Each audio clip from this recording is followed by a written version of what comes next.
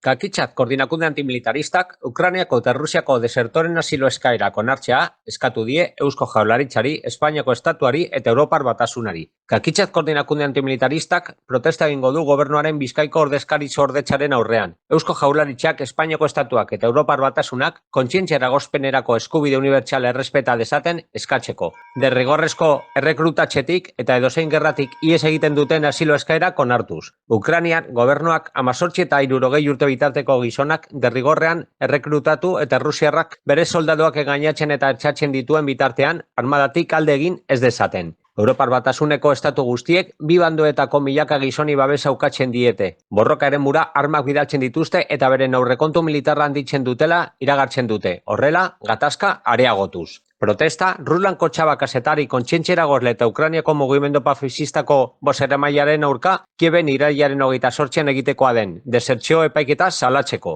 Ruslan Kotxabak 59 urte ditu eta 15 urteko espetxe zigorrari aurre egin behar dio. Kiev, traizio handia leporatu dio, Ukrainiako erreklutamendu militarren aurka egindako adierazpenengatik. Elkarte antimilitaristak gatazka desmilitarizatzea eskatzen du, Errusiaren inbasioa eta NATOk tropa eta armamentuen bidalketa bertan bera ustea. Gastu militarraren igoera salatzen du, baita arma fabrikei emandako diru laguntzak ere. Eta paradisu fiskala desegitea eskatzen du, non eta oligarke europarrek eta armamentu industriek etekinak zuritzen dituzten.